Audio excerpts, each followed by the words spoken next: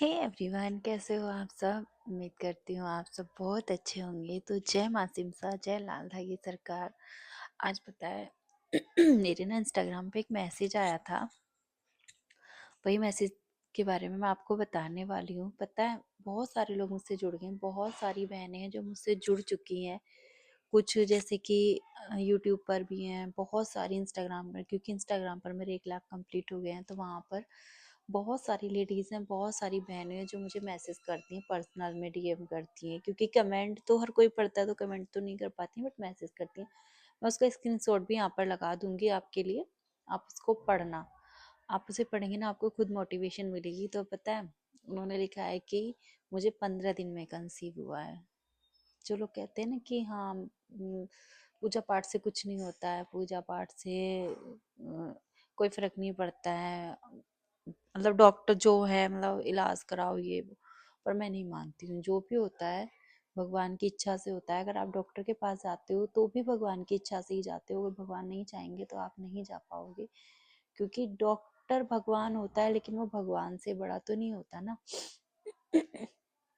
तो वही पता है, उसको मैसेज को पढ़ के ना मुझे इतना अच्छा लगा था। सच में दिल खुश हो गया कि हाँ चलो किसी को मतलब फिर से मतलब कंसीव हुआ।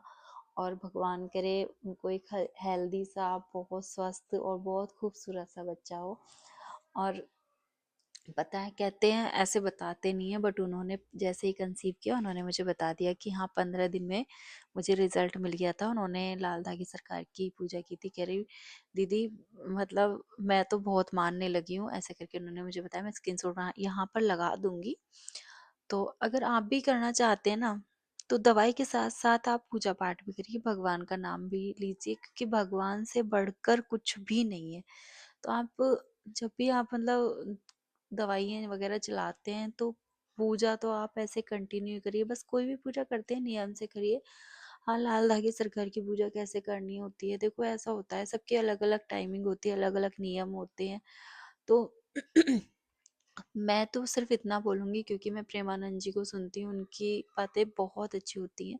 तो अगर आप जैसे कि आपको टाइम नहीं मिल पाता, आप पूरा खाना वाना बना के अपने हस्बैंड को ऑफिस भेज के तब आप आराम से पूजा करो, तसल्ली से करो, उस चीज को फील करो। आप मतलब भगवान से कनेक्ट होने की कोशिश करो, तभी भगवान सुनते हैं, अदरवाइज नहीं सुनते हैं। क्योंकि जब मुझे कंसीव हुआ था ना, तो सच में उस टाइम की मुझे अभी बातें याद आती हैं ना, उस टाइम मैं फील कर पा रही थी। लेकिन अब मैं पूजा करती हूँ, वो मतलब उस तरह से हो ही नहीं पा रही है मुझसे पूजा। पता नहीं, या तो मैं कहते हैं ना नेगेटिव सोच रही हूँ, या डिमोटिवेट हो चुकी हूँ, या मैं ज्यादा सोच रही हूँ। जिस तरीके से मैं पहले पूजा करती थी ना, उस तरीके से मैं अब नहीं कर पा रही हूँ।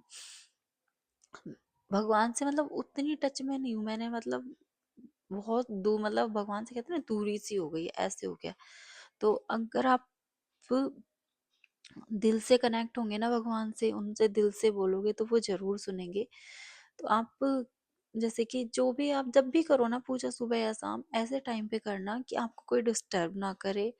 आप तसल्ली से उनकी पूजा, बिल्कुल मन आपका ध्यान उसी में होना चाहिए। और अगर आप सुबह सुबह कर सकते हैं तो सुबह सुबह करिए। अगर आप उनके अपने मतलब जो घर वाले हैं उनको नाश्ता वगैरह करा के आराम से नहा धो के तब करना चाहते हैं तब करिए। बट हाँ, करना पूरे श्रद्धा भाव से, पूरे मन से, तो भगवान आपकी जरूर सुनेंगे। और जैसे कि कुछ लोग बोलते हैं दीदी आप लाल धागे सरकार गई थी, तो देखो मैं लाल धागे सरकार नहीं गई थी, बट हाँ मैंने उनकी दिया बाती की थी। और मैंने 1 महीना किया था कंटिन्यू। कैसे किए थी, अगर आपको ये जानना है तो मुझे कमेंट करना, मैं आपको बता दूंगी। या फिर आप मेरे इंस्टाग्राम पे जाके मैसेज करना, मैं आपको वहां पर समझा दूंगी कि हाँ कैसे करनी होती है। और मुझे तो भगवान ने मेरी सुनी, और इन्होंने नहीं, सबने सुनी। और क्या नाम है, कुछ पूछते हैं सिमसा माता के बारे में पूछते हैं, तो हाँ वहां मैं गई थी सिमसा माता के मंदिर में, पहाड़ों पर है। वहां तो साक्षात माता रानी है। देखो जो मैंने फील किया है वही मैं बता रही हूँ, साक्षात माता रानी है। और वो जरूर सुनती है। अगर वहां कोई गया है ना, तो ऐसा नहीं हो सकता कि उसकी ना सुने। एक बार तो माता रानी किसी की जल्दी सुनती है, किसी की देर से सुनती है, पर सुनेंगी जरूर। तो आप भी, मैं बस यही है कि जिन भी भगवान को आप मतलब मानते हो ना, आप उन्हीं भगवान को दिल से मानो, दिल से उनकी सेवा करो। तो वो आपकी ज़रूरत नहीं है, चाहे आप भोले बाबा को मानो, कान्हा जी को मानो, माता रानी को मानो या किसी को।